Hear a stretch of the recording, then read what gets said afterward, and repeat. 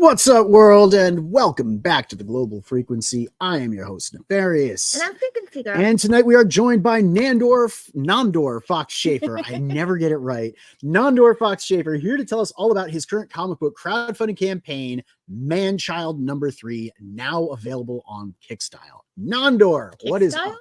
Kickstarter. You said Kickstarter. Oh, that would be a cool, like skateboard crowdfunding. Yeah, I was like, what kind of tennis shoes are we selling? You know? No, I mean, hey, that's definitely something we could explore. I've seen a lot of people do that as merch, right? Like they do limited edition sneakers for their books and TV movies. Yeah. Interesting. It's a little bit of it out there, but they usually go for like really high price tags. Yeah. You know, to those super collectors who want, sneakers. Shut up. So Nandor, we've had you on a couple times before, right? Yeah. But it's been a while since we saw you last. Before we get into the book, why don't you tell our audience a little bit more about yourself for those who don't know it all, and then we'll catch up. In case there's any. Yeah. No, for sure. So I'm a comic book creator, writer, just the writer. And I've been making comics for I guess it'd be like 6 or 7 years now. And now tell the audience how old you are. So this year I just turned 27. So you started making books at 21. Yeah. I wasn't making anything except like noise at 21. The frequency. So as far as comic book creators go, you are one of the youngest, and I would consider you a professional at this point because you have put out a lot of books. I think how many 9 crowdfunding campaigns you've run?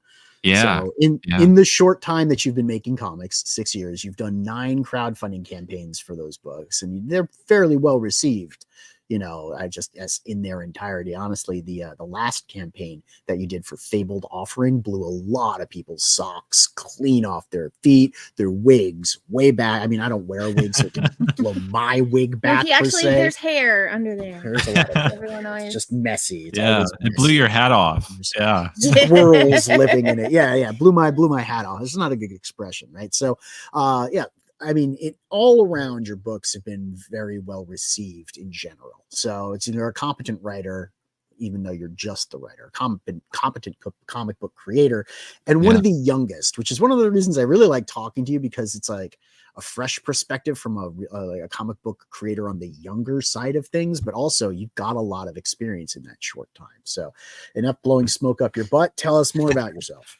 Yeah. So, I grew up loving comics. I've been a huge admirer of the medium and of the different ways that you can tell stories with comics. They've always been a part of my life. I've learned a lot about who I am through them, which I find the best art it's kind of reflection, and it can make you look at your own life and kind of person you want to be. And storytelling has always been really important to me, whether it's in film or comics or games or novels. So I wanted to make comics ever since I was right out of high school. I knew I wanted to be a writer, and I wanted to share stories with the world, and I felt like I had something to say, or if I did have something to say, I wanted to find what that was, and kind of experiment, challenge myself, see what kind of person, what kind of stories do I have to tell, and what am I observing about the world that I feel like maybe other people are not, or that I feel is very important to me. So with all of my work and with everything that I've been doing the last half a decade or more, is trying to show that and experiment and play with the medium. As the more and more that I write these stories and that I learn about what it means to be a writer, but specifically a comic book writer.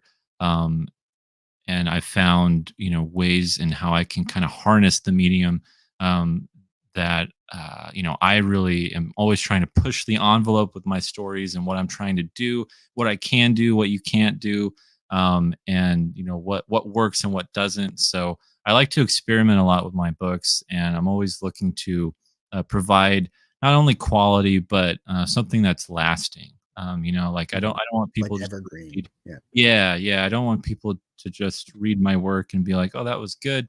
I want people to read it and want to share it, want to talk about it, and want to ask me about it. And so I'm Well, I'm always I'd say yeah, Seasons, Lifeline, Fabled Offering, all of those really, um, I guess, like cement that quality in your work. That's evergreen stuff that you can share, that you can talk about. Certainly Seasons. I mean, yeah, it's very, it's a meditation. You could tell season people about Seasons better than I can, but it's meditative on universal themes. Everybody dies, right? yeah, So like an examination of life and the living of life, dying and the approaching of death, right? Like Lifeline and Seasons.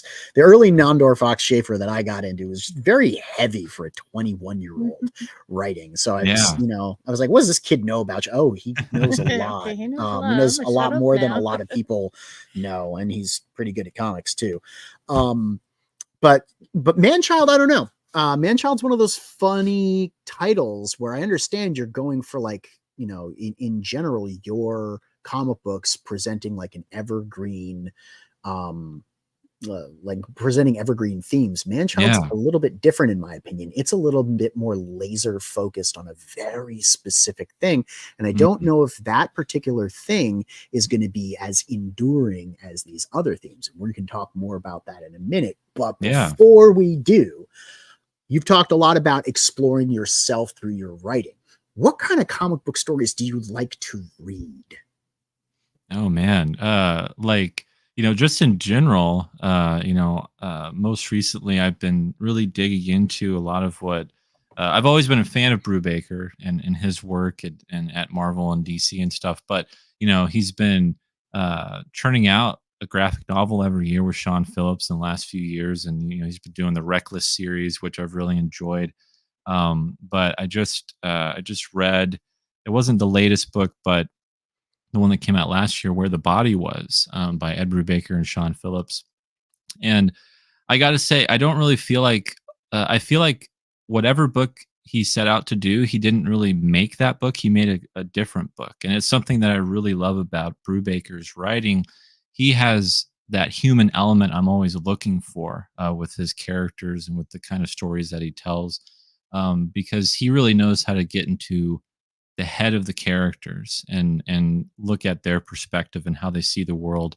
And particularly with that book, Where the Body Was, um it's a kind of a kaleidoscopic view of this neighborhood and all the different characters in this neighborhood, and it's pitched as a murder mystery, but the murder, I'll put that in quotes, the murder doesn't happen until like a third of the way through the book, like nearly, like it's not even like a big part of the Not how story you would until normally introduce a yeah, murder mystery. Usually exactly, you introduce the exactly. cadaver, and that sets up the Right. plot, and the plot starts with the whodunit, right? Yeah, But yeah. there's no So death until halfway through. It's got yeah, to be and it more than was a really bizarre for me. But like on a mystery murder mystery level, I was like, I don't know if this really works for that, but like in terms of just showing the kind of writer that Ed Brubaker is, it's the kind of writer I want to be, and I really appreciated the book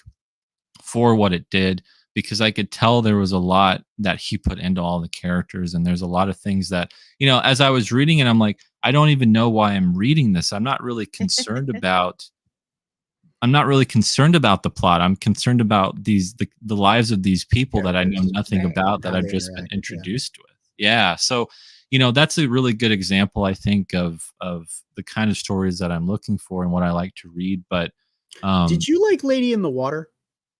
It's a movie, completely different, yeah, not a comic movie. yeah, But what you were talking about just now, it's like Right. there's a story, there's a murder, there's like a plot, but really what you care about are the characters. And all I could think of was, since it's a neighborhood, it's like the apartment complex. yeah, Really, the only thing you care about is the lives of these people living there and how they intersect. And I think it's a kind of underappreciated film, and I think that you tend to be a little bit more open-minded when it comes to cinema.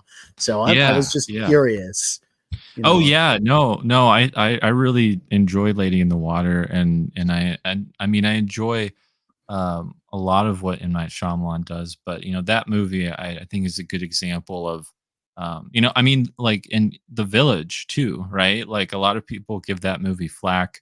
I'll But give it flack all day long, but there are things I really did like about it. yeah. Well, that's a movie that I really love, and I feel like gets that community aspect, that he's really good at developing with his characters. But yeah, you're right. The thing about Shyamalan is like his movies are incredibly glaringly imperfect. You know what I mean? Like there's like an obvious mistake that has been made. Right. Like you can drive a truck through some of the holes in his films, and yet people still watch them and talk about them. Right. And either they like to talk about how much they don't like them, or they like to talk about like the redeeming qualities. But he's doing something where you're talking about. I mean, people haven't been talking about him since he did Avatar: The Last Airbender. Like, so right. ignominious, I don't know ignominious death and all that. But prior to that, like his movies were like a subject of discussion. There was a time, there was a time when he was like still he was it, and I still consider. I mean, not to get go on a tangent with him, but I really consider a lot of his earlier movies to be very formative to the kind of stories that I love. Storytelling, and you mentioned that Brubaker thing with like getting into the heads of his characters. You nail that in Manchild. I'll say more than anything else. I mean, you're good with that in Lifeline. Certainly Lifeline, and also in Seasons, but with Manchild, I really get a sense of that character and how well you show him and on the page, how well you that portray his authenticity, inner process, the authenticity of it. You make me care about the character, even though he's a character that I don't necessarily want to care about, and not because he's a bad person at all, but because there are a lot of flaws that person I guess like displays, and they're not particularly desirable qualities. But once again, we'll get into Manchild in a minute. I've been remiss. We have to say hello to everybody in the chat. We got Will first, as usual. Beaten Mo by moments, it seems. But we got Mo Biggs in by moments. That was unintentional, but I will take credit for it. Hello. When are you launching your new show? That is a good question. Next month. Will, you got to share the date so we can be in the chat for that one, because I am really looking forward to Pitch or Bitch. That is going to be is that a new one? That'd be cool. It's a new one. It's a new format. It's starting in March. We got Ollie with us. Ola. We also got Josh. Josh asks a very interesting question later. It threw me for a loop. I was like, oh, okay. We got a Raiden Radio, guys. If you haven't checked out Eudaimonia, Eudaimonia, say it as many ways as you want. Going to mispronounce it as many different ways as he can think of. Go check it out. I know that it's available to read for free on Global Comics, as all comics should be. That's where they should live, for you to be able to read them for free and then go, you know what? I think I want the really big, awesome physical version of this. This was his question. Are you looking forward to the prequel to 7 to Eternity, titled 4.5 to the Day After Tomorrow? Yeah, I thought to myself for a moment there was actually a sequel to 7 to Eternity, and then you finished reading. Yeah. We also have Chris Fizz. It's Chris's birthday. Yeah, happy birthday, Chris. Glad to have you here with us. Celebrating We're not your going to attempt birthday. to sing happy birthday to you, because with the echo and offset between, we did that once and it was terrible, and we will never do it again. Right. But happy birthday. And there was someone else. Is there someone else? Yes. Daniel P. Riley. Daniel P. Riley. Holy crap. What's up, Hi, Daniel? Good to see you here. All right. Thank you for awesome. hopping in. Haven't seen you in a while. Mo says, You demand a dog. You demand now, dog. Yeah. Mo did also say something earlier that I thought was. He said The Lady in the Water was a movie that he watched. It was on, right? What a twist! It existed. No. He said Nandor is one possible future Noah, the good ending. I don't know. I don't know if Noah could turn into Nandor. Nandor knows how to spell. So, yeah.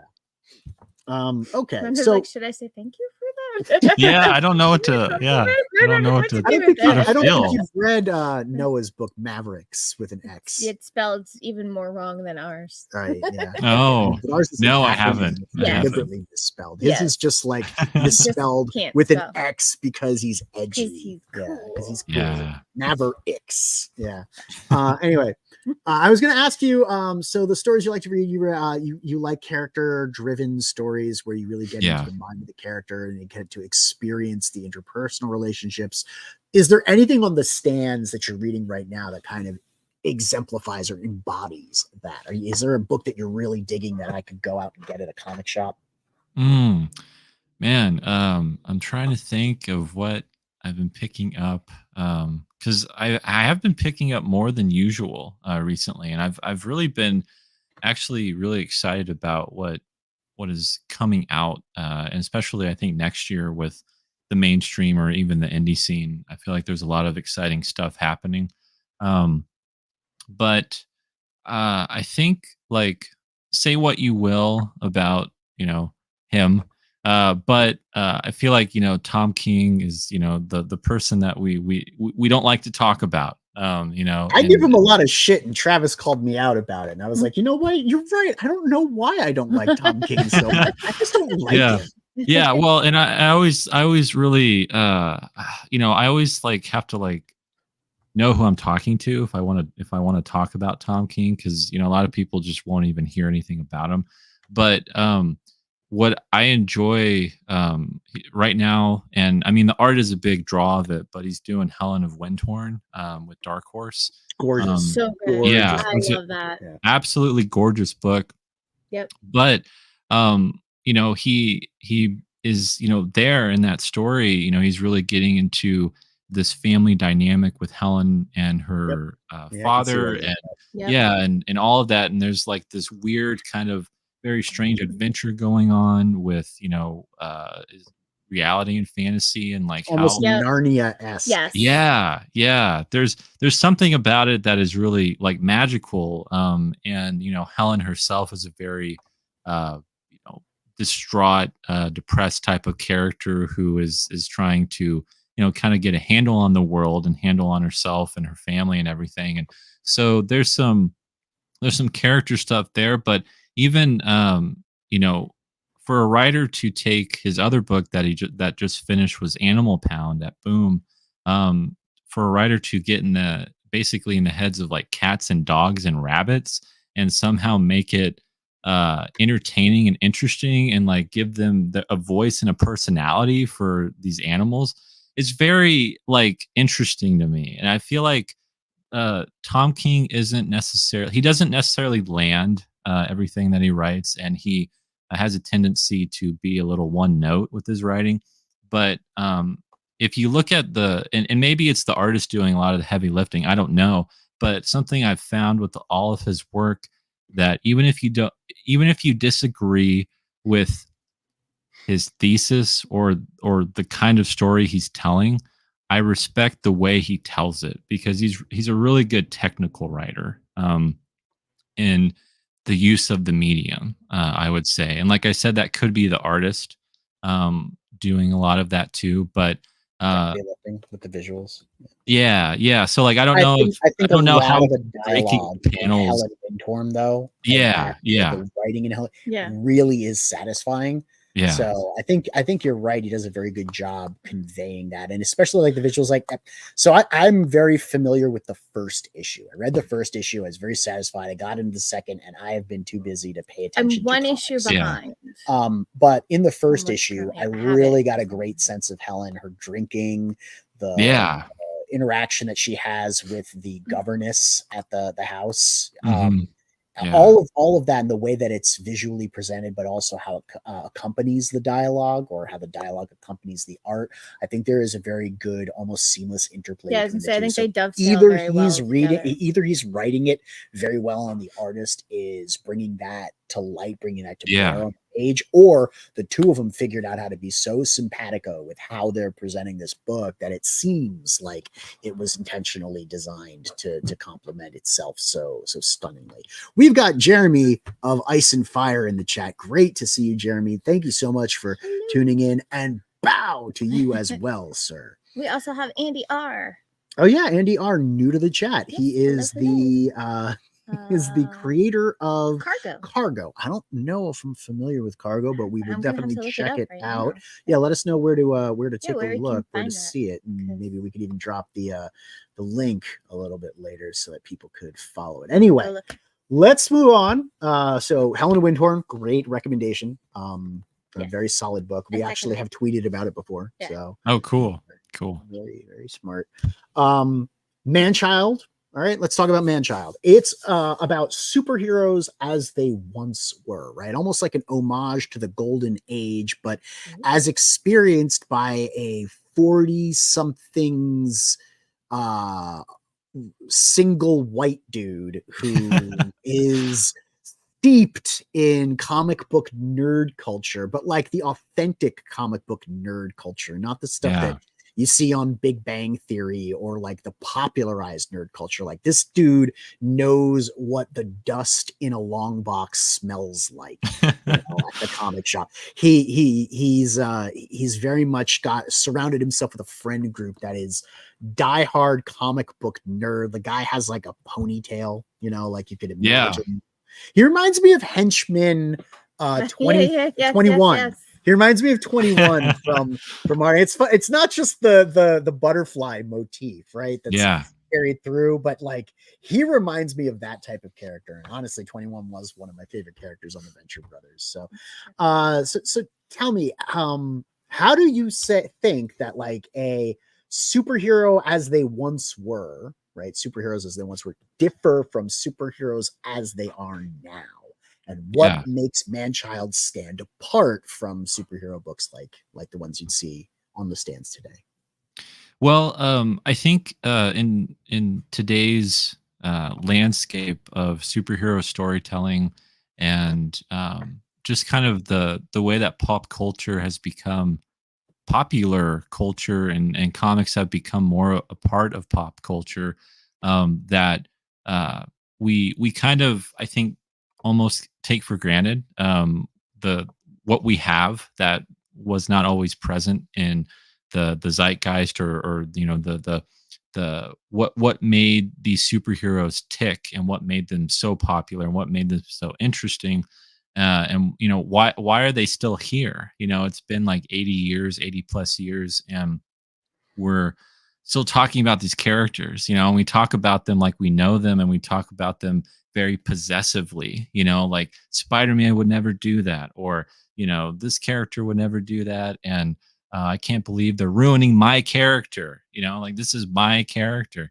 and it's like, now wait a second, like, and so I kind of like to look at that, because I'm a part of it. I'm in it. I'm one of those fans and those people who've grown up with these characters and who love them, and who've been there, for so long. And I've, gone back time out. Yeah. I agree with you. You have all the nerd cred and all the writer cred that I would give anyone else in my peer group, right? Yeah. And yet you're 26. 27. You do not have the same attachment that people who have 20 years on you have those characters, because they've been reading comics for an additional 20 years and they've got so entrenched. I mean, you don't know what it's like to be 40, homie. Trust me. When you turn 40, if the planet is still around by the time you turn 40, you're going to remember this podcast, this live stream. You go, oh, that's what Neff. Yeah, our brains stop being so plastic. We get very stuck in our ways. We find ourselves becoming more conservative and rejecting more of this modern culture that that is so alien and different from us. So it's also just part of the growing oldness of it, right? Like some new stories, new takes on classical heroes. That's gonna rub the people who grew up with those heroes the wrong way, simply because that's part of midlife. That's part of post midlife. A lot of and that's Rufus. 50s and 60s now, right? Exactly. That's Rufus. That's right? Rufus, right? So I just gotta say, the idea of that's my character, Mario is my video game. Yeah. I grew up with Mario. I was there when Mario came out. I helped make Mario successful. I was one of the people that was part of the pop culture craze that elevated Mario to be what Nintendo has today. I was one of those followers, right? Without me and the other million me's out there, the other 2 million me's out there, Mario would never have happened. So that's where that mentality is. And you definitely capture that with Rufus. Honestly, I would even say Rufus is more open-minded than a lot of the other people that I would consider are part of that comic book tribe. That you can see out there. So I think you've done a very good job taking like a middle-aged white guy, in his 40s, who's a comic book nerd, and giving him a sympathetic side, but also kind of capturing that that essence, that possessiveness, that longing for days gone by. Did you ever see the movie Adaptation? Yes. God, we're on the Paul Giamatti train tonight, aren't we? Charlie Kaufman. Yeah, Charlie Kaufman, exactly. So that's I see a very similar it wasn't Paul Giamatti that played that. That was Nick Cage, wasn't it? Yeah, that was Nick Cage. Nick Cage? Yeah, it was one of the Nick Cage roles that I was like, holy shit, he actually has chops. He's not just okay, he's not just Nick Cage. Sorry, the only movie that is acceptable to watch. But that is Nick Cage playing Nick Cage movie. Nick Cage. It's the only movie he's in where I don't want to just like poke his eyeballs out. It bothers me. Have you seen Adaptation? Yes. Well, I've seen most of it. You made me watch it. The masturbation scene, or the frequent masturbation in Adaptation, incredibly off-putting, right? Yeah. Like, you look at that, you're like, that dude is kind of grody, right? But then at the same time, there's a realization and I guess a sensibility of understanding a character like that and what their psychology might be. So achieving some sort of like gross outside of the box situation and showing the audience that like one of the deeper, more personal moments that this character is having and suffering through, because honestly, the Kaufman movie is like, it's incredible, right? Honestly, I saw that, I was like, this character, the way that they get in the head of this character, that show this character, I don't like him, at the same time I understand and sympathize with him, and I feel that you've done the same thing here with the main character in Manchild. It's Rufus, right? That's the main character. You got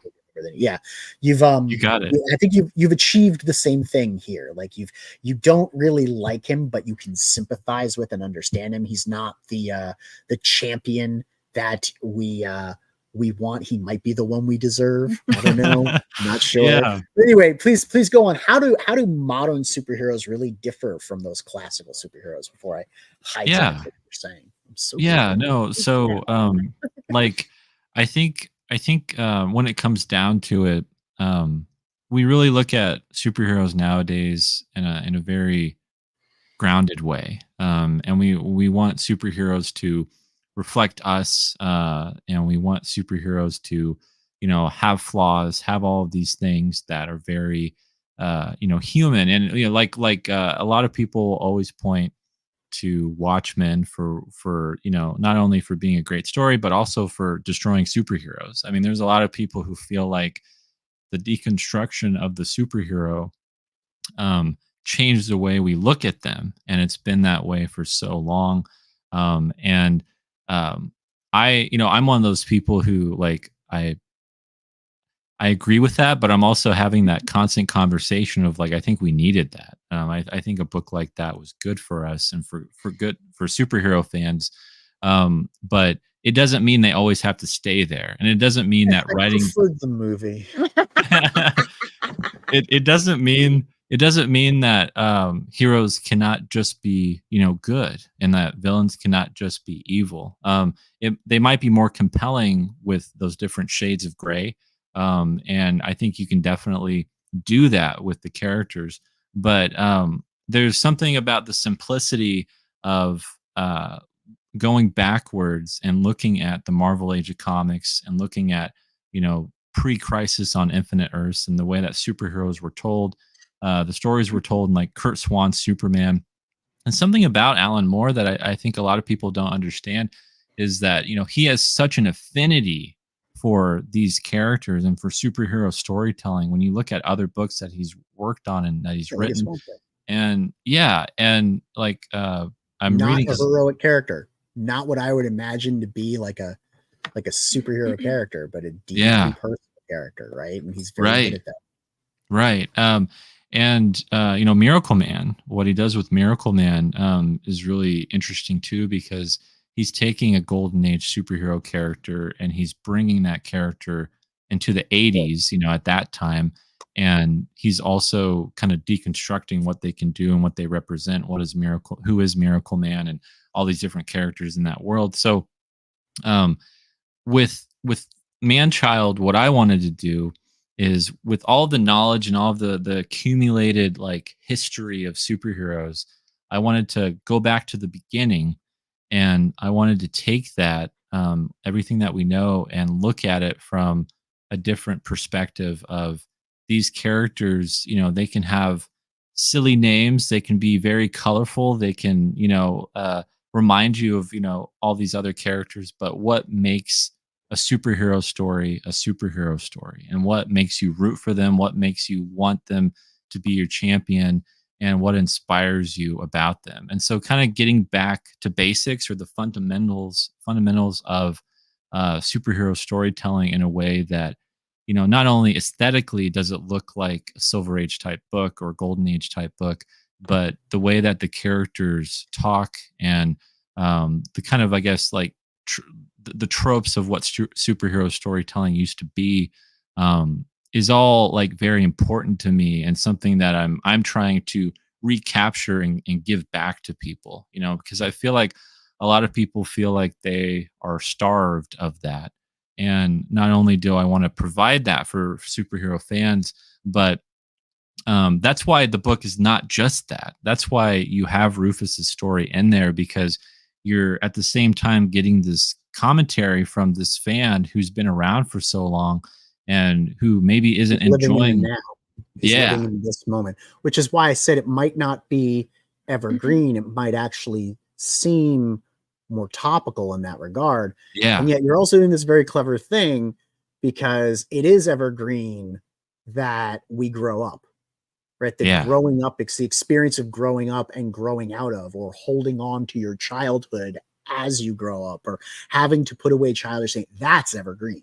Yeah. So you're portraying to us a timely modern moment, which is going to pass and fade into antiquity in 50 years. And the society is not going to be the same. So it's not going to feel relevant.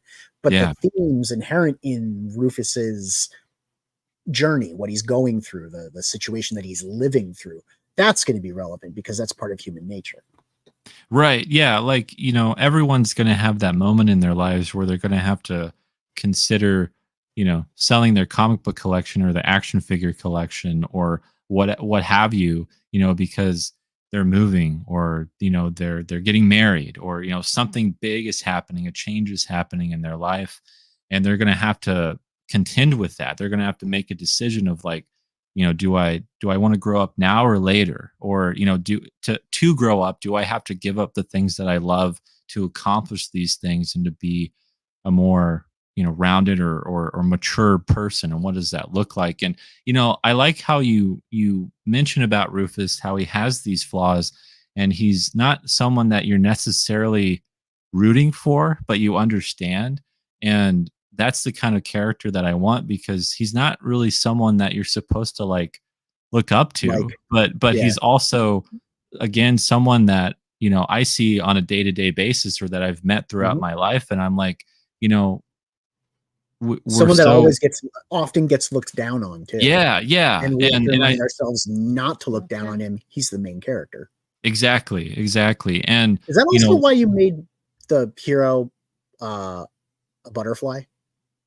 Because you're talking about like a moment of change. Yeah, and I just metamorphosis, thought to myself, like, right? The metamorphosis, the chrysalis, and he emerges on the other side of that, either an adult or not an adult, right? Like that moment of that crystallizes, and you go through that transformation. And it's funny because he loves the monarch crier, right? Like that's his character, and his character is a freaking butterfly, right? And he's kind of, I don't want to say he's had failure to launch, right? He's got this situation where he's not really grown up or grown out of, but he idealizes this character who happens to be the manifestation of change, right? Like the post change. Anyway, that's clever imagery. So please continue. Yeah, so well, and with that, I think it's really important to look at how superheroes, as we grow up, we want to like imitate them. It's like we want to be the hero, we want to get the girl, we want to save the day, we want to beat the bad guy. And with the Monarch Crier, that's what that character embodies, and that's like the goal, the end goal of what we could be, of the potential that we could become and be the hero. But everything is very simple in his world. Everything is very black and white, and it's just not the truth of reality. Reality is very gray. Reality is very complicated.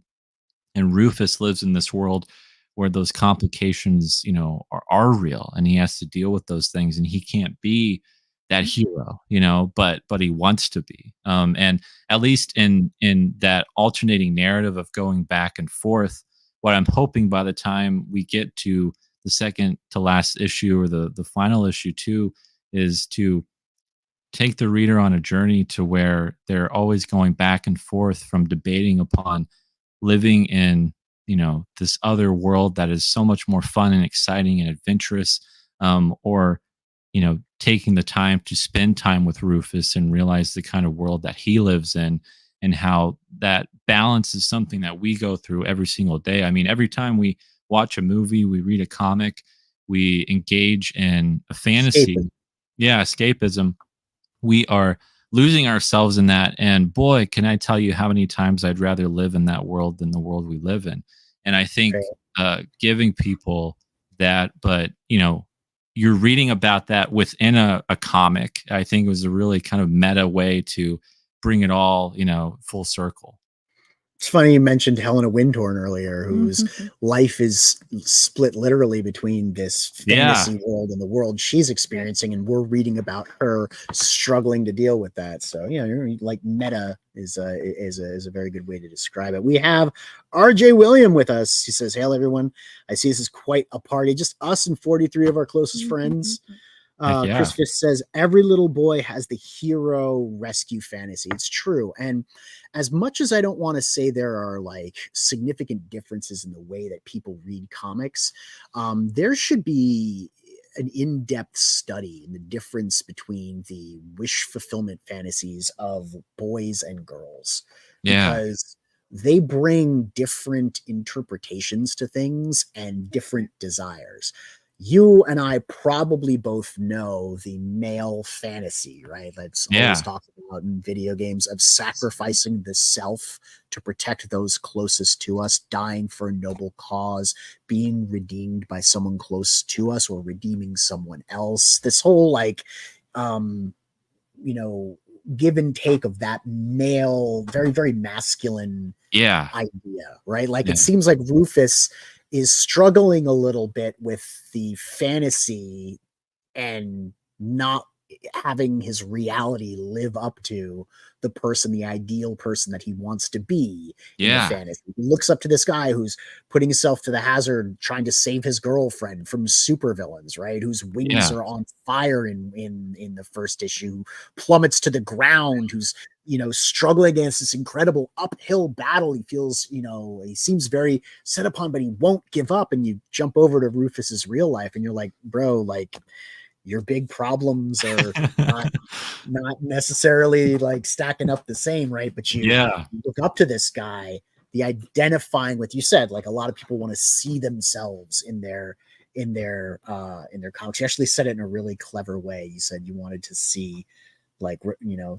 their comics reflect them, which is funny because you got to say, I want to see myself in my book without saying those words, because those words tend to have a negative connotation attached to them. I don't necessarily think that that's true. I think recognizing the self in the eyes of the other is a fundamental part of the experience of reality, right? So you know, that's part of it. You have to see yourself reflected in the character in some way, whether that's your body shape, your skin tone, your sexuality. That has, you know, that's up to you. But that's up to you. Qualities, the human traits, seeing those reflected, I think that's far more integral, because it's far more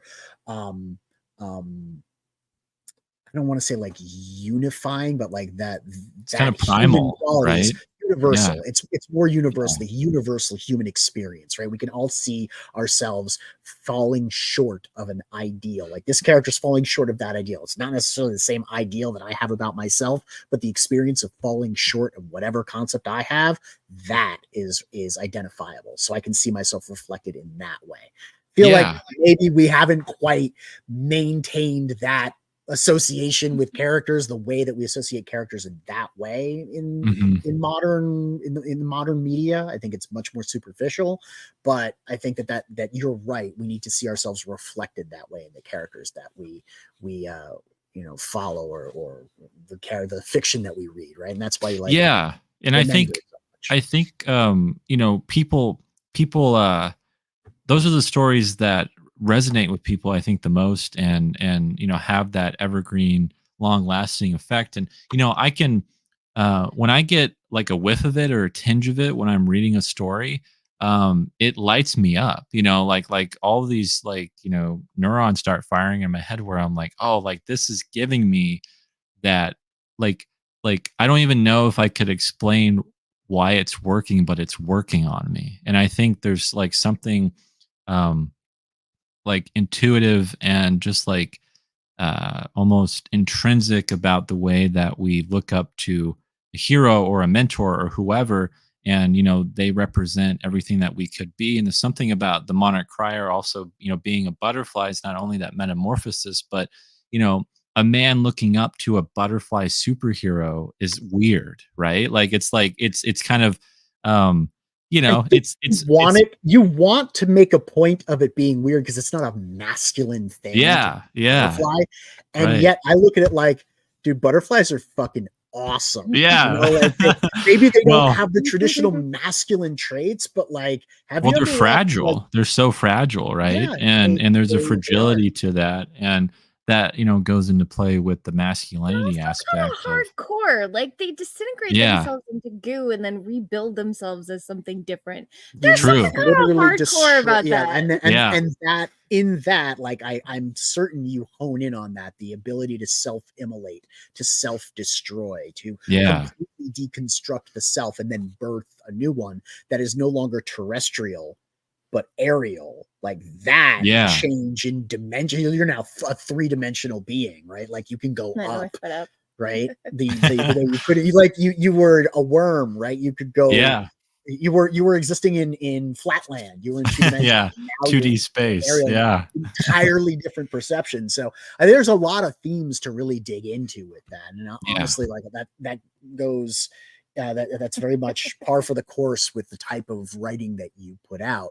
It's there's a lot to meditate upon. There's a lot of rich storytelling that you can really engage. It's like the Shyamalan movie. There's a lot to talk about, right?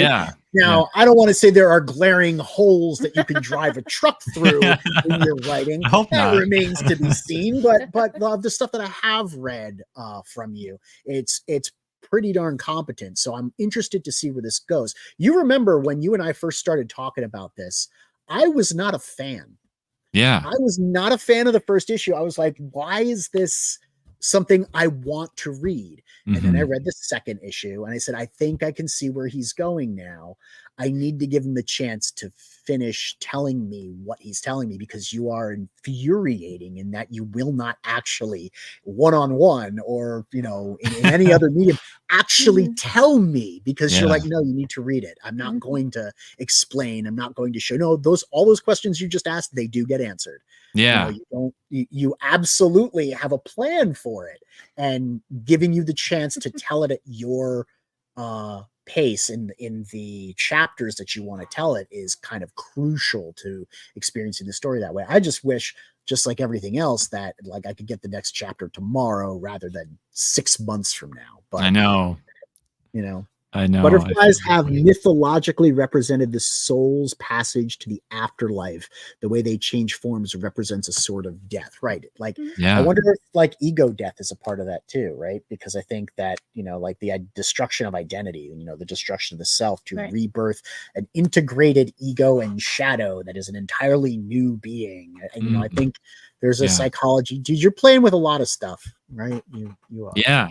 Can't believe butterflies have a lot of symbolism to them, you know, and that's a good point out there, because I remember when I was researching butterflies, and specifically the monarch butterfly, there's a lot of different things about them that I tried to lean into with the book, and there are, you know, things about the character and about you know, the idea of how monarch butterflies are, for a while there, for a pocket of time, you know, they were endangered. They were endangered. You know, and in the same way that superheroes are endangered, and superhero comics, you know, can feel that way, or the heroes that we love or that we once knew are no longer who they were, right? And so, it's like, actually I think, very appropriate, because comic books got better and the monarchs are not endangered anymore. It's funny because you were leaning into the whole endangered species thing, and then we were like, nope, we solved it. But then we did the same thing with comics. So exactly. Anyway, give us the pitch for Manchild. We've been talking all about this, and the audience has absolutely no clue what are we talking about. Right? So why don't you give us the pitch of what Manchild is about, right? Well, who are the main characters? What's the central conflict? Who are the antagonists? What are the stakes? Yeah, lay it out for us. Yeah, let's go for it. So, and then we'll talk about the Epting cover. So Manchild is a superhero action dramedy that tells an alternating tale following the adventures of the superhero who we were talking about, the butterfly superhero, the Monarch Crier, as he is fighting off Professor Pilgrim, and he is imprisoned on this island. And in this issue, he is taking on his entire rogues gallery, the Sadistic Six, who we're introducing into issue 3. But while we're reading about his story, we're also reading at the same time about Rufus, who is we're following the adventures of the Monarch Crier and the misadventures of Rufus Boston in the real world. And in this issue, he is at the local comic book store. He is volunteering on a new comic book day, and he is not prepared for how busy it's going to be. And tragedy strikes him in this issue. This issue is called The Wednesday Warrior. So it's very much going to be a big turning point for the character. We're at the halfway point in the series. So this is going to be 6 issues. We're at issue 3. And I think a lot of people are going to start to see things kind of coalesce and get a little bit more interesting with this issue here. But uninitiated, and I don't know why the uninitiated would be watching a comic book live stream, but for the uninitiated, what is a Wednesday Warrior? So a Wednesday Warrior is a devout superhero, or not even superhero, just a comic book fan, and who goes to their local comic book shop every Wednesday, you know, and is very passionate, devout, and, you know, it's like the comic book store is their church, you know, like they go there every week and they hang out and they chat. They're, you know, totally ingrained and entrenched into the comic book scene. So, I wanted to, again, play with that a little bit, because I think, you know, being a Wednesday Warrior, what that means for Rufus in this issue, you know, there are no coincidences, with my story. So he's going to be up to some fun stuff, but hopefully, people will find it to be emotionally impactful. You originally, when you started writing this series, I was like, how are you going to manage to make the character of Rufus not completely off-putting to people who see their hobby and their identity as being under threat or under attack in the media? Because we can talk about like people being angry and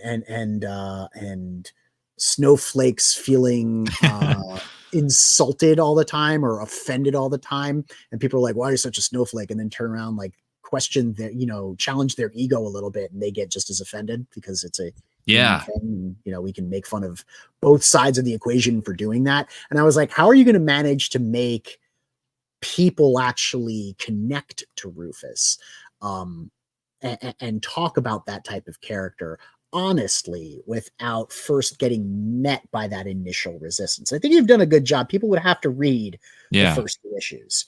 You got to get through, or you don't really have to get through. You have to get into the first issue to start experiencing Rufus, and because it's honest. A lot of people use that like authentic, say the word authentic or the word honest, and they bandy that about, and they don't really actually mean it, right? But an honest take is something where you have to nod and go, yeah, okay, he's got a point, or yeah, okay, that is true. That experience, that's true, whether we want to admit it or not, right? Right. The honesty element comes from owning something that isn't pretty. It comes from embracing an aspect, a component of the persona that is undesired, and that makes an honest experience. Very much like the shadow and the animus. Right? Yeah. Like in terms, right? When you integrate the shadow, you see a whole picture, but or a whole person, a whole ego. But in order to do that, you have to acknowledge the parts of yourself, or as an individual, the things that aren't desirable necessarily. And when you see a portrait of a stereotypical character, like let's say the comic book shop owner on The Simpsons, right? Yeah. Like, the stereotypes portrayed, you're like, ugh, that guy. But if you're momentarily honest with it, and you like really look into what is being lampooned, what is being made fun of, and own that part of it, then there is an authentic experience that can be spoken about. Like, okay, well, why? If we get past the weird inflection in his speech, in the type of way he's speaking, like, which is what is being lampooned, get into like who that character is. Do you see parts of yourself in them? And people who would feel attacked for having that being portrayed on the page or portrayed in fiction that way, they have to be encouraged to accept that portrayal of them and to have that honest experience. And I think that you managed to do that with Rufus, which is a challenging thing.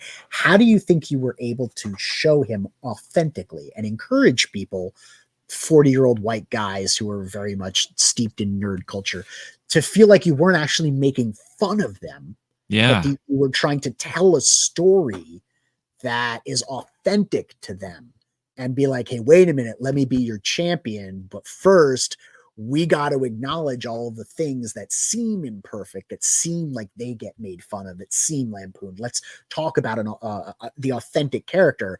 But remember, he's the main character, and it's not my intent to just subvert and destroy the main character and make him look like, the father on a 2000s sitcom, completely incompetent, unable to do anything and worthless. How do you think you managed to do that in the first two issues? How did you encourage people to stick with it and to really give Rufus a chance?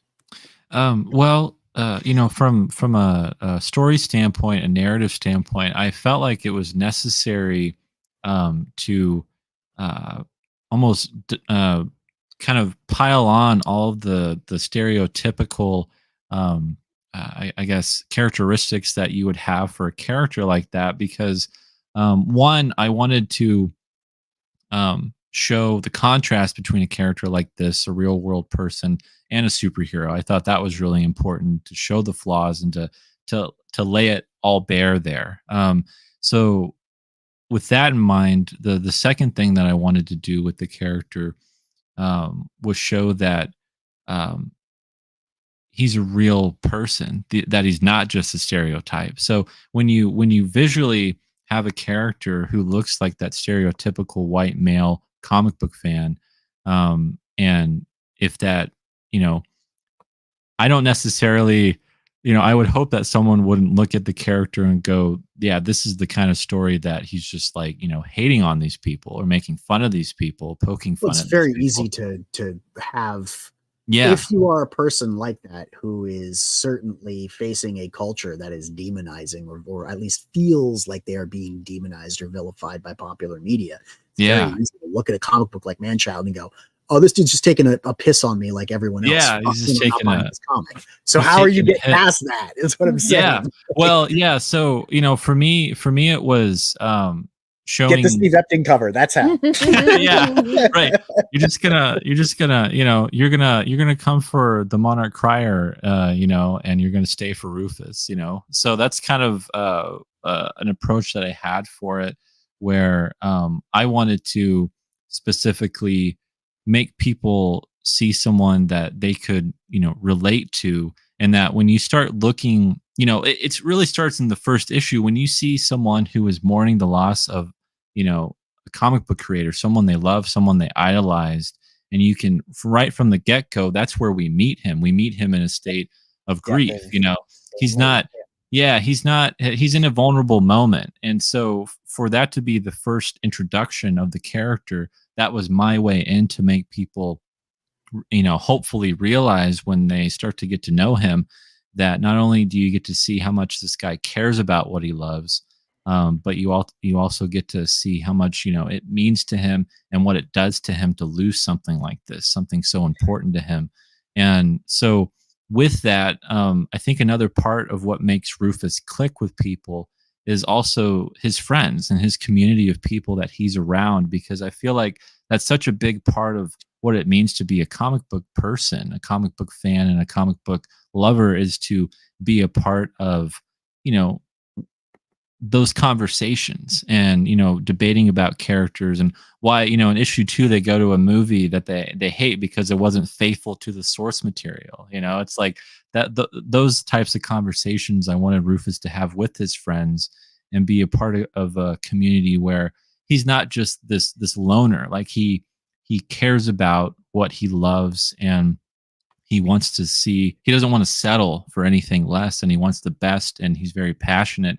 And I think making a character that, where from the get-go you get to see someone who not only is he struggling to make his own footprint in the world, but he's so possessive and passionate about something that I think every person who is engaged in fandom culture, whether it's comics or other, franchises and things that they love, right off the bat, they can relate to that. And I think relatability for a character like Rufus is very important.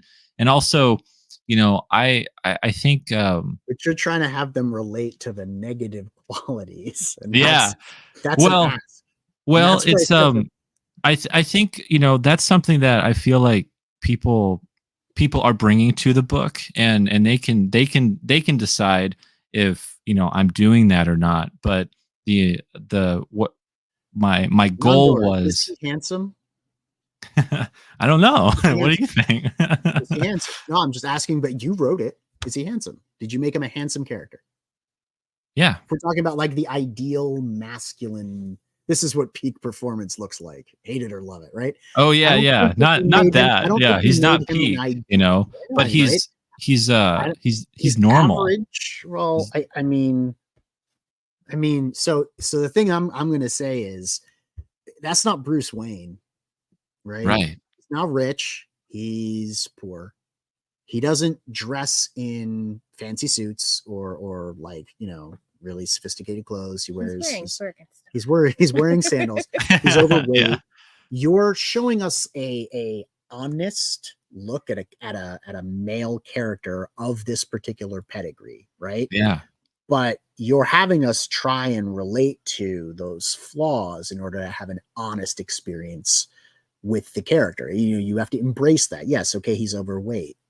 that's part of who he is, right? Yeah, right. So you're saying characters like this kind of person, they're usually overweight. This is a portrayal of you're asking an audience to connect to a character, and you're asking them not to connect to his love of comics. You're presenting them a picture. This guy could be dressed in Armani suits, driving super fancy sports cars with supermodels on his arms, and still evenly love comic books, right? Yeah. So, who was it who was telling us the story about I think it was a Magic the Gathering fan.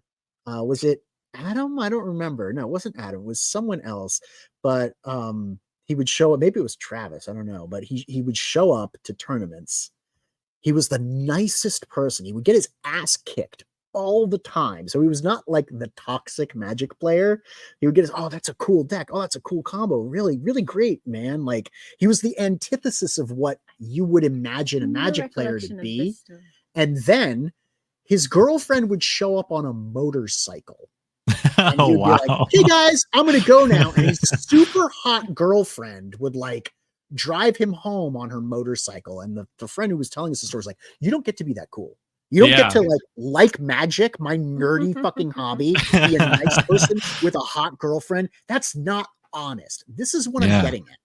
You're giving us the typical nerd guy, right? Like the guy on The Simpsons, the stereotype. You're giving us that guy and asking us to root for him. You're giving us, and the stereotype is generally the negative characteristics or the pejorative or the characteristics people look down on and point at. And and you're asking us to give him a chance as being the main character, as being the guy that we are supposed to root for in this story.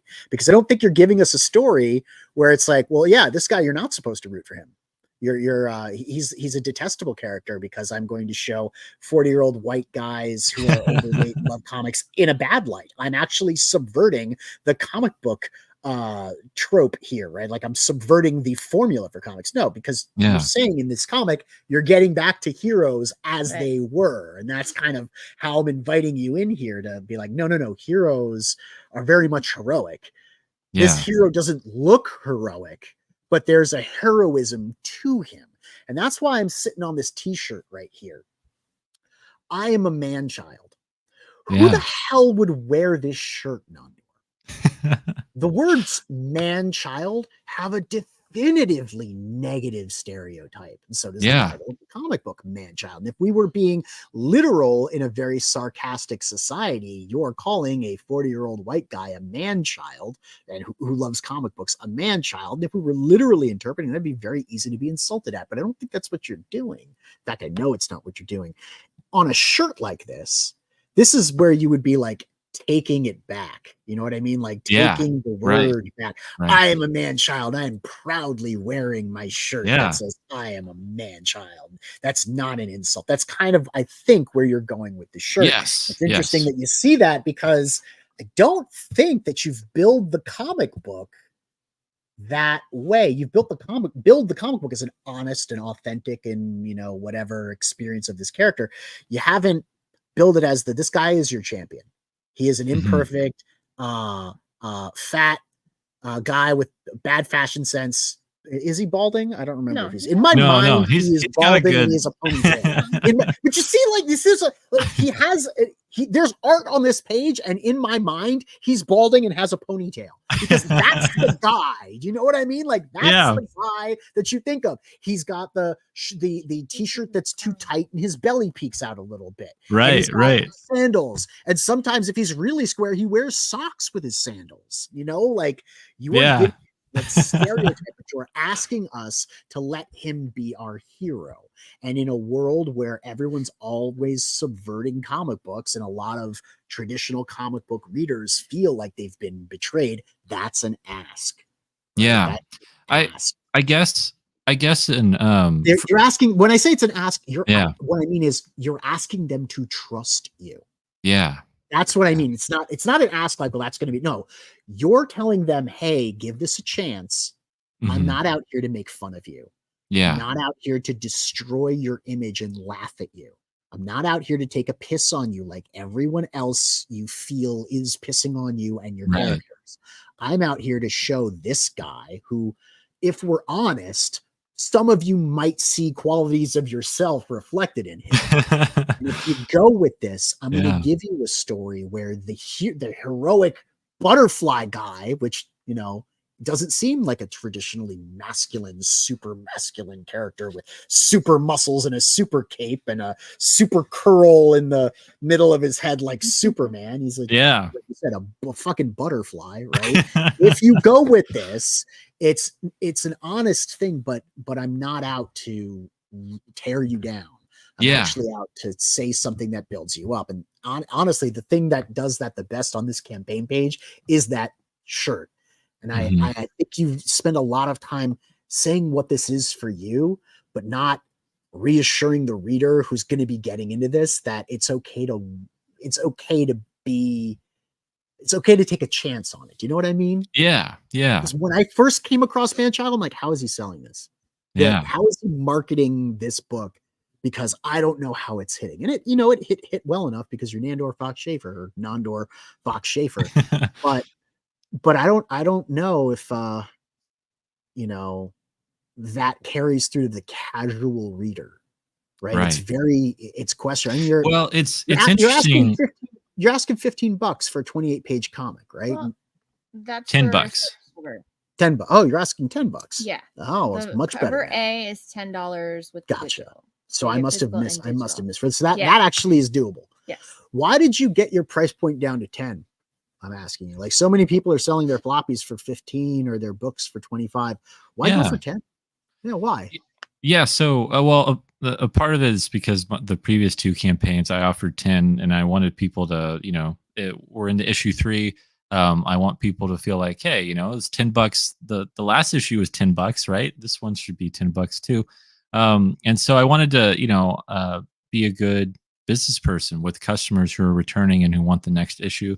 But also, I print a lot of these, and I was able to get my margins good. And I feel like, with every issue of anything that I'm working on, I really don't want price to be a question. I don't want people to debate over it. You don't want it to be a barrier. Yeah, I don't want it to be. I don't want it to be a barrier. It's like $10. Like, hell yeah. Everyone in crowdfunding, I say, look, your crowdfunding page, someone's looking at it right now, right? You put it up there, someone's looking at it. Everything you do is a chance to lose that customer. Yeah, you're not trying to earn that customer; they're already there.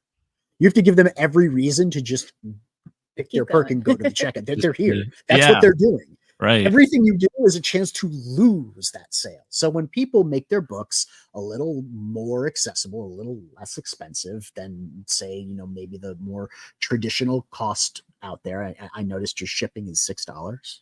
Yeah. Very good. You're making it possible for people to take a risk on something that isn't, widely touted by people out there as being a fantastic book. Now that's the thing. You're on the 3rd issue and you've got a library behind you.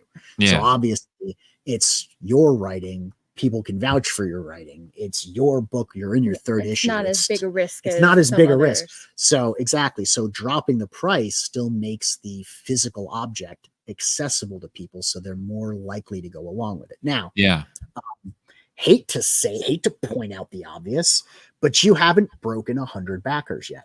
Yeah. This is weird because your previous, I have all your info here. Your previous totals, right? Like seasons cleared $6,500, right?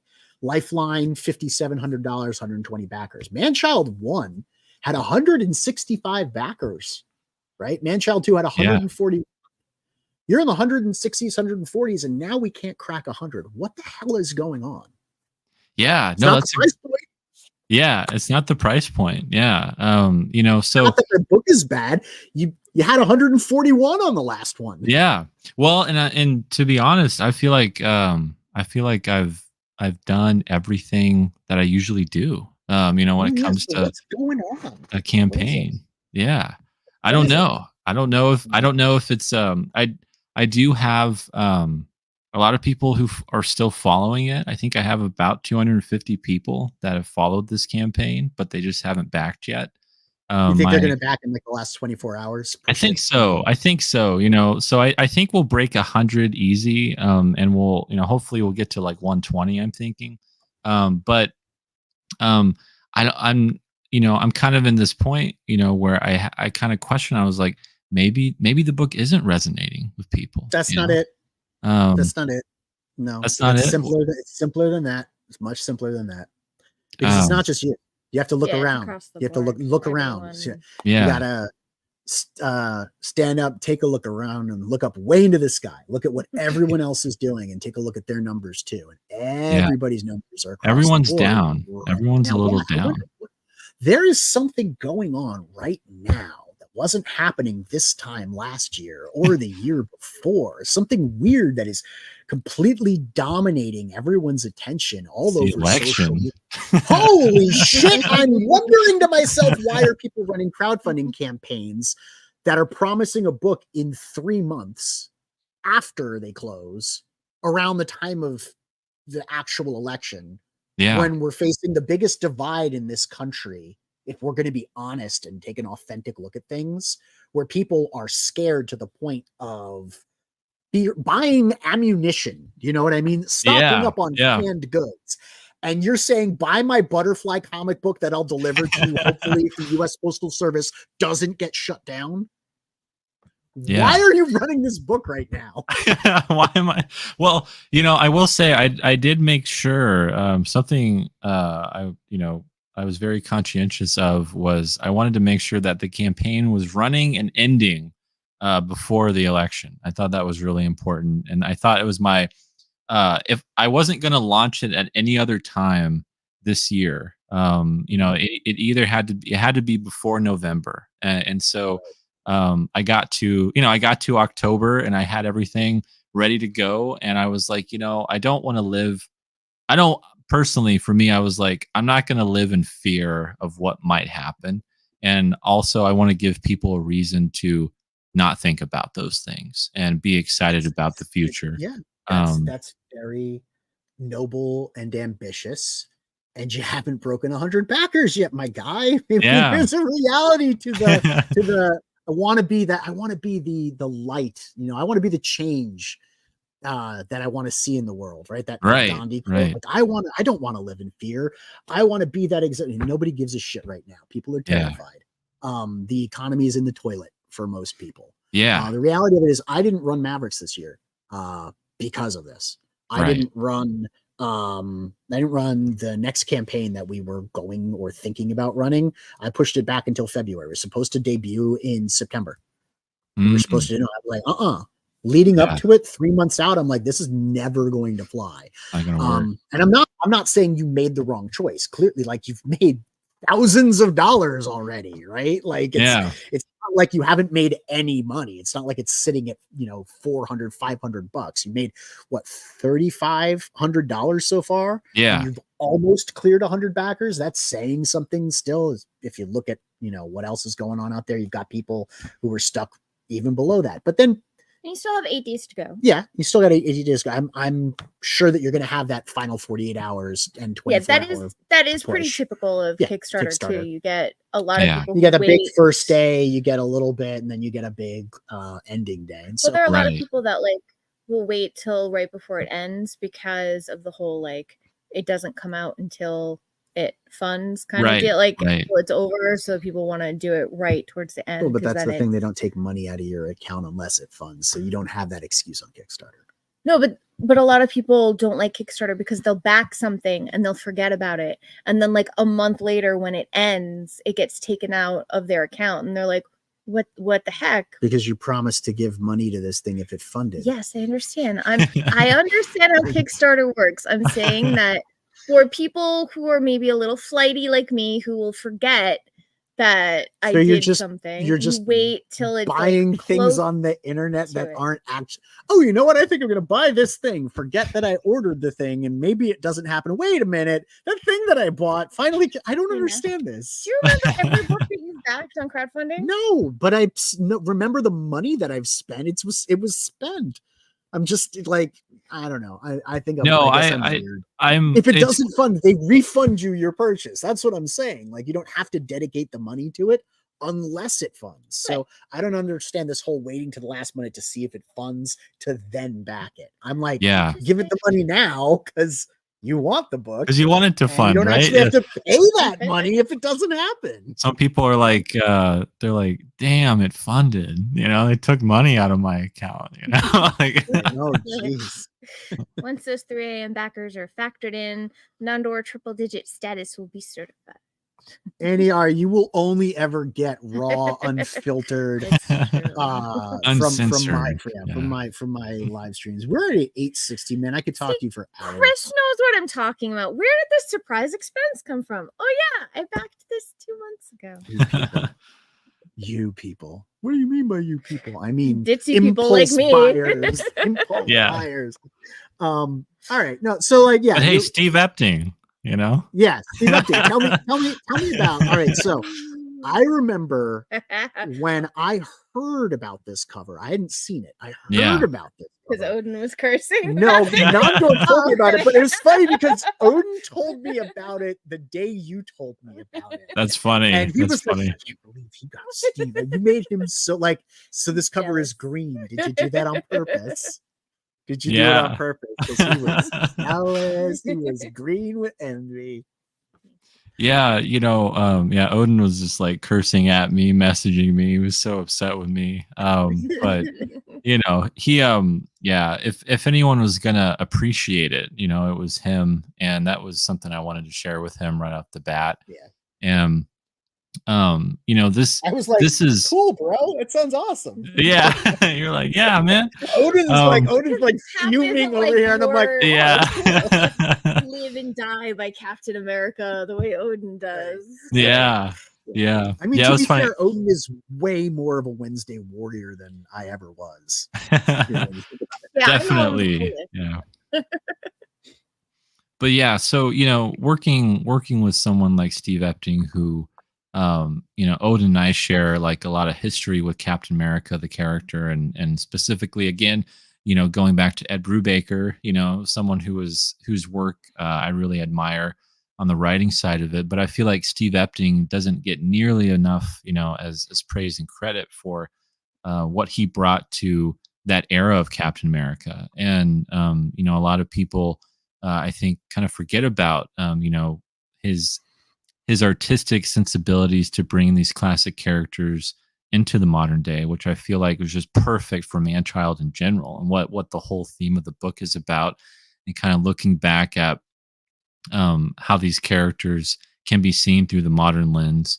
And getting to work with Steve Epting was just a dream come true, because he's my favorite comic book artist. And I got to fulfill my Manchild fantasy of being able to work with someone like him for this book. And it was the most serendipitous,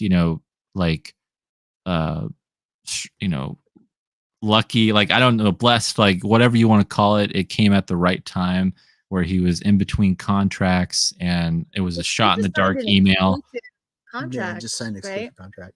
Right after.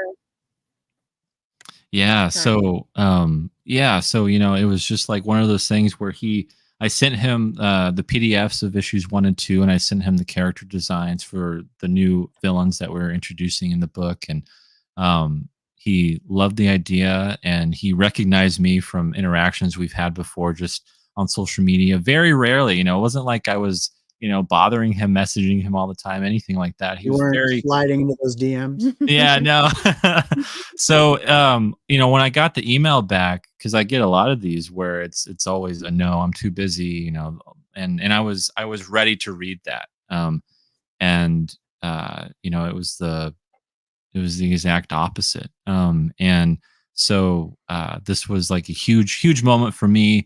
And, it makes me emotional, because this was the kind of thing that I always dreamed of happening, but never knew if it actually would, especially in the indie space. But for this to happen is just really exciting. And Steve Epting just announced that he and Rick Remender are going to be working on a book next year. That's really like ideal. Yeah. I'm just like, whoa, I'm glowing over here. Yeah. So I mean, this is a fantastic cover. If it was me, I would, you know what I would do. I would give it a ridiculous finish. emboss it with spot gloss, too expensive to make, have zero margins on the issue because make it accessible and less expensive, but also super dope. Just but it is gorgeous, and this is the cover to get if you're going to get a cover on this book. Yes, I understand the $10 one is easier on the wall. Yeah, if you don't care about the covers and you just want the story, you have a great $10 deal. Just get this cover. But otherwise, why isn't it chromium? Why aren't we doing a holofoil? Because it's a purist. It doesn't need embellishment. It's Steve Epting. It needs embellishment. It needs the Manchild and the butterfly wings need to be embossed and spot glass and shiny. And the background behind that needs to have the same treatment the matte holofoil that we gave the Arosa cover. Mm-hmm. Yeah. Yeah. Get my visuals. Get my manufacturing. No, this is gorgeous cover. And honestly, like, I don't feel bad saying it's the best art on the campaign because it's Steve Epting and I can get away with that. Yeah, no, hey, I agree with you. But what's the plot of this book? I see these chicks. They're the thumbnail. Yeah, I know they're the sadistic six, but there are only two.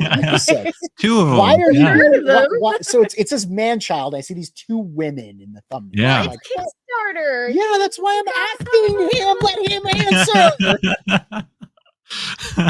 No, that's a part of it, but also, it's a part of playing with the Kickstarter algorithm and the ecosystem, but also, it's the male fantasy, it's like these hot superhero villains, and like the part of this story. And I thought, it's a part of comic book culture, and we love seeing our favorite female superheroes drawn by our favorite comic book artists. And, there are certain, Michael Turner, Adam Hughes, these artists that draw the female figure so beautifully. And it's something that I wanted to bring when introducing these new characters into this story. I thought, it fit with the theme very well of what I was trying to do with the book itself. And, the plot of this story is, Professor Pilgrim has imprisoned the Monarch Crier on his island of Canaan, and he cannot escape it. And so what Monarch Crier does not know, but he'll know soon enough in this issue, is that Professor Pilgrim, at the end of issue 2, he's talking to these characters in these cells that you don't see, but he's also imprisoned the majority of Monarch Crier's rogues gallery on this island as well.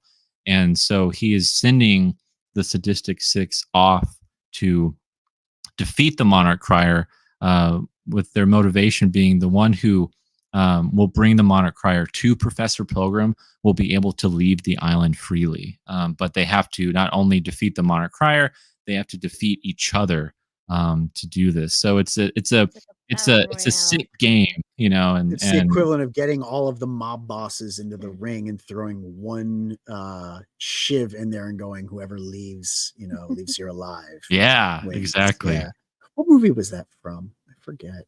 Threw one gun into the pit full of like mafioso and gang members, and he's like, whoever kills the others gets to live. I don't know. It's like, I feel like that's I almost feel like that's something that Joker did in The Dark Knight, but I'm not sure. It might have been. Yeah, it's definitely one of those types of characters. Yeah, right? yeah. He breaks the pool. Why did you call Professor Pilgrim Professor Pilgrim? Why did I call him that? You never do anything by coincidence. Why'd you give him the name Pilgrim? Oh yeah, you'll find out. What? But yeah, no. Professor Pilgrim, he's building a new society. He is a pilgrim of a new city, a new way of living, his own utopia, and he's leaving behind the old and he's bringing in the new. Gotcha. So with issue 5, some people would say he's just spreading civilization the best way he knows how. No. Yeah. Like he's giving these people a chance to live. He's captured them. He could just kill them all. But instead, he's giving them a chance to kill each other.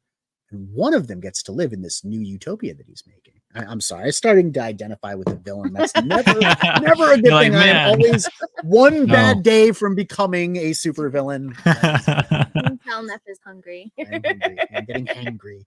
All right. So last couple of questions here. Why crowdfunding? Is that just because you've crowdfunded everything else, or is there a reason for crowdfunding beyond that? Yeah, so for me, crowdfunding has changed my life. I mean, I wouldn't have garnered the fan base that I have. At least I don't feel like they would be as accessible to me as they have. And I've been doing this for so long that it's just, I think, a part of my schedule of making my books, and I've kind of just gotten used to it. And it's very exciting for me. Um, I like sharing campaigns, and I like being a part of this, and it's almost a litmus test for me to see also, are people still enjoying my work? Are they still excited for what I have to say and what's coming?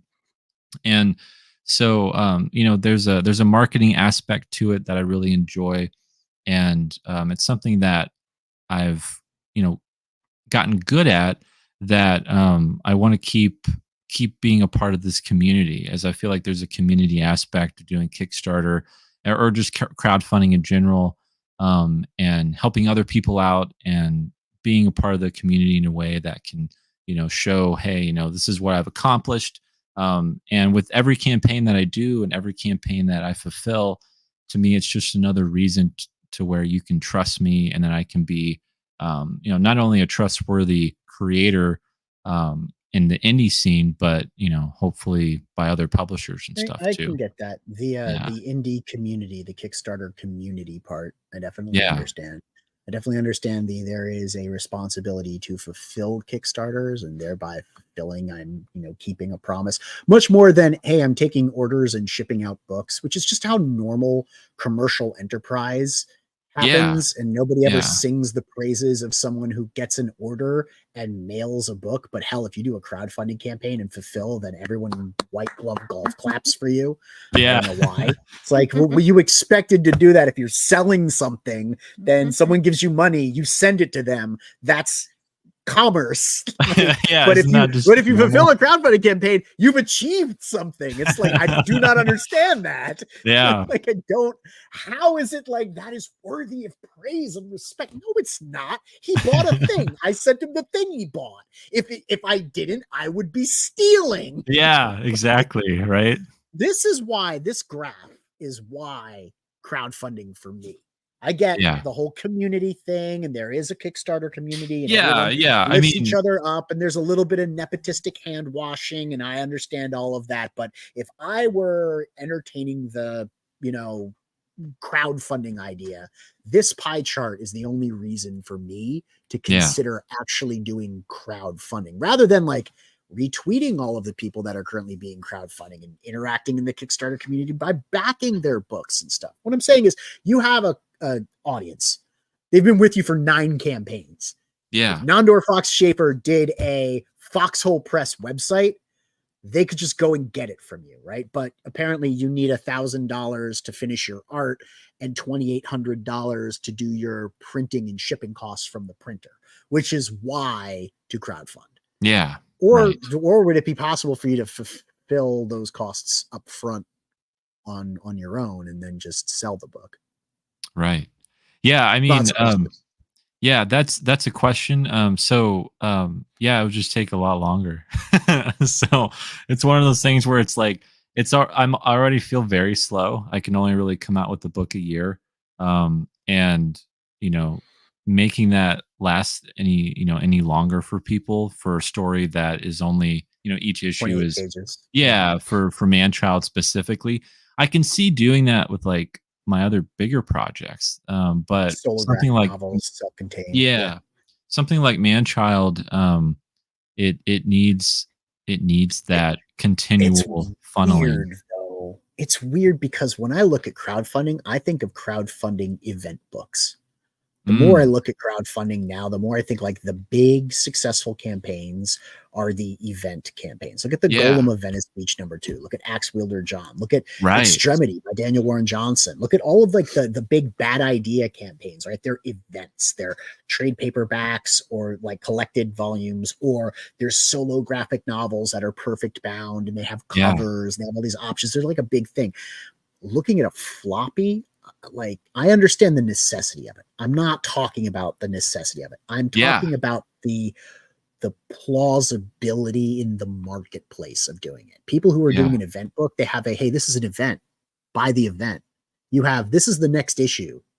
Buy the next issue. Yeah. You know what I mean? Like, enticing. Yeah. Not just enticing, the hype. Yeah. Right? Like, you could maintain your readership doing your own book off your own website, putting it online, doing any of these other ways. I get that getting the money almost like a pre-order from people it makes it easier on the purse strings to put out the book. You're already doing it once a year. But if you could afford to do it yourself, I think doing a trade paperback of Manchild would probably get a lot more attention. It would be bigger, longer. You could charge a greater cover price. You could order more of them, getting your per unit costs down, improving your margins across the board. I'm just like, I look at crowdfunding from the business perspective now.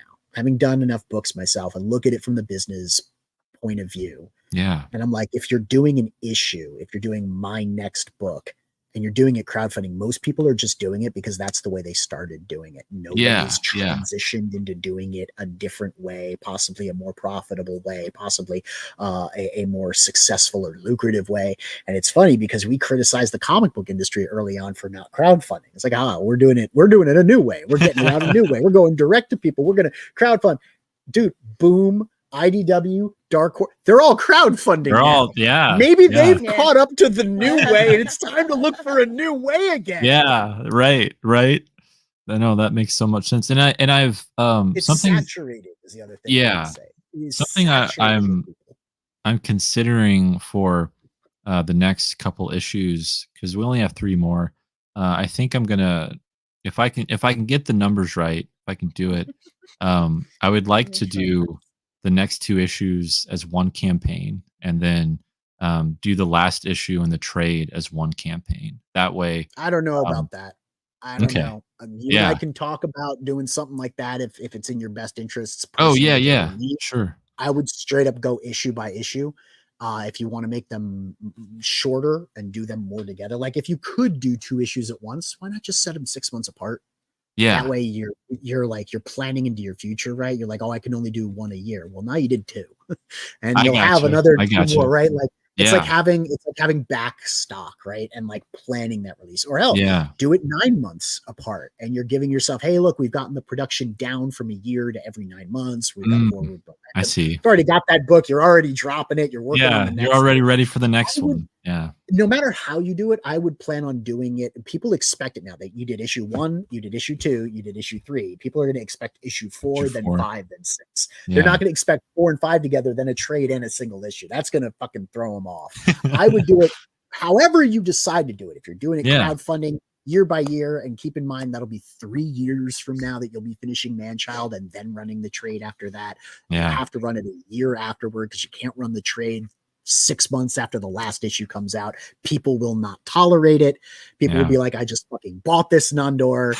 Damn it.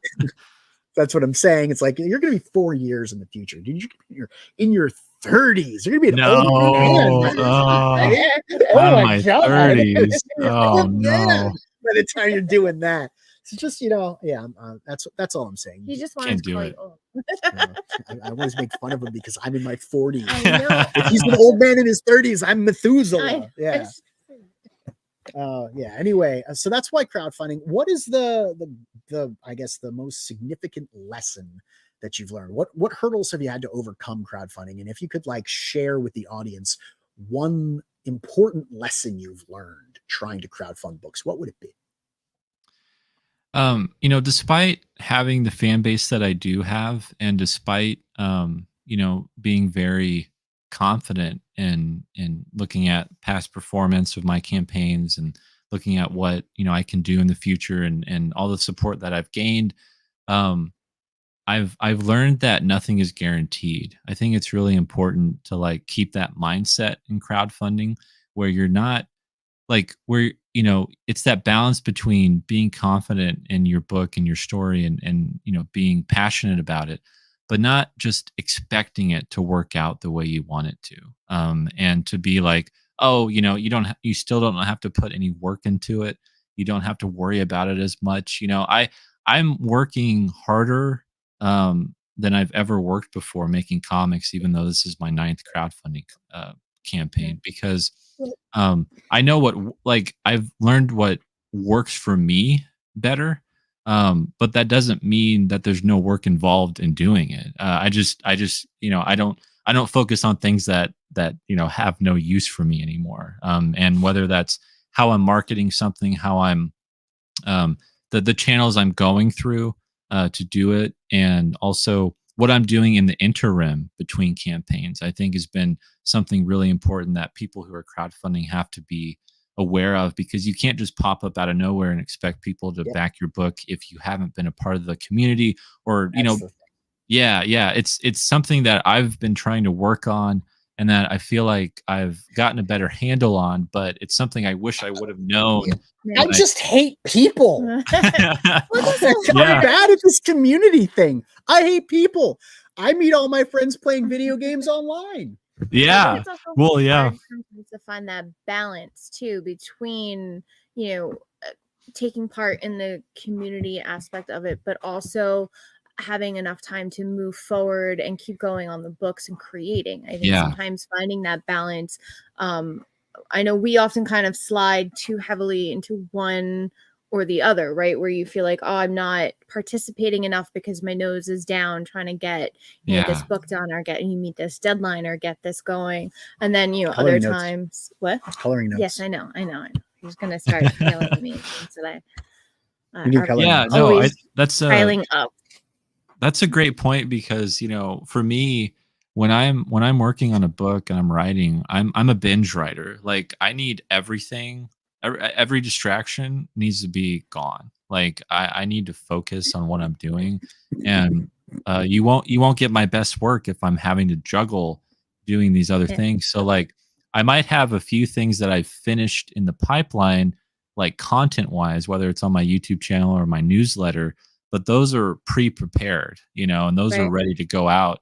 But in the moment, what I've been doing the last, 5 or 6 months, if I'm not actively doing a campaign or preparing for one, is, I'm focused on the next thing. And you probably won't see that thing for who knows how long, but it's like, I can't do both. I really can't. Yeah. I'm a similar way, except I tend to go and find the distractions once they've been hidden from me. Yeah. But even not, like, when he's writing, we cannot work in the same room when he's writing, because he's got the funk going and he has like 87,000 and it's so loud. And I'm like, I can't hear myself think. Oversensory. That part of your brain, I don't know, maybe I think my brain is weird. I think it's ADD or something. Yeah, well, there's different types of but there's like a part of your brain that's constantly interrupting you with ideas, thoughts, doubts, concerns, internal monologue, internal conversation. I need to shut him up.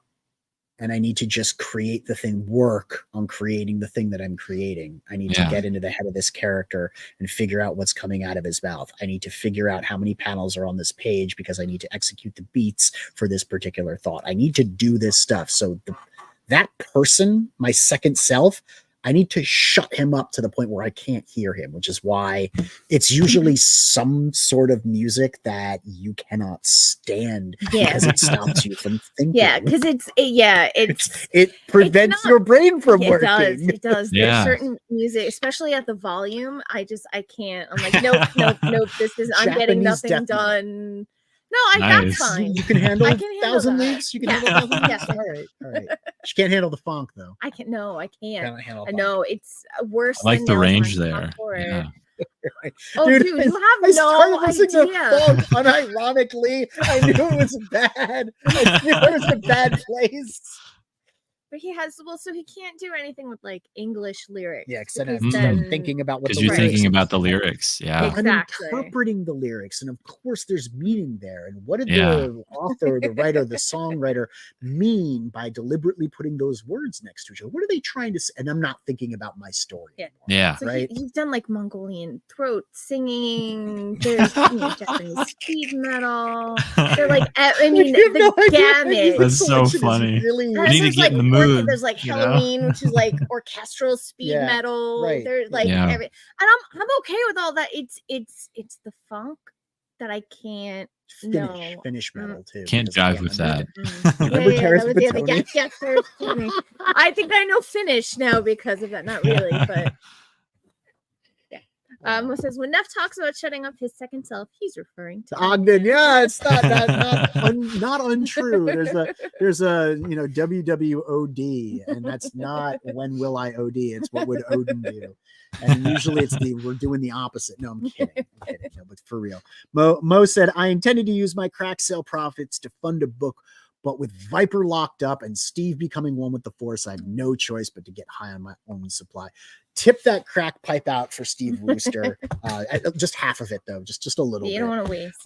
And yeah, what happened with Viper is a tragedy. Saint Viper is no longer a saint, so I don't know how we're going to recover that from that, Mo. We need a new patron saint for the crack pack. You're going to have to go on a hunt up to Crack Mountain and meditate at the top of Crack. Maybe we could get D-Wag to go meditate on the summit of Crack Mountain and find us a new prophet. But Nandor's like, everything just suddenly got very strange. Yeah, it's the inside baseball of the channel. Inside, yeah. And Nandor's like, where's the outside? It's like, is there an exit? How do I get out of here? All right. Release? Yeah. Speaking of getting out of here, is there anything else you want to say to the audience before we take off? Well, I want to encourage everyone to, check out Manchild on Kickstarter, but also, if you want to see what I'm up to in between campaigns or things that I'm working on, subscribe to my YouTube channel. I just hit 500 subs, so that's cool. Hey, but I do some video essays on some topical things or just pop culture things I'm interested in. So Foxhole Comics on YouTube, and then we're dropping the link right now because it is she's good at this. Awesome. Not pinned in the chat. It is in the description. Sorry, I'm trying to talk and type at the same time. Oh, see how hard it is? You need to listen to some Mongolian throat singing. Yeah, and then my newsletter, foxholecomics.substack.com. You can subscribe there. I'm nearly at 1,000 subs on my Substack, so I'm trying to hit there as soon as possible. It does have hot babes, Corey Barton. They're no androminoids, but they are a reasonably attractive lot. The two women in the Sinister Six. Corey, you can get we got for just $10. Corey and I have something to show sometime soon. So. Wait, I'm excited. That's gonna be exciting. Yeah. Corey's a hot talent. He's fun to work with. I love Corey.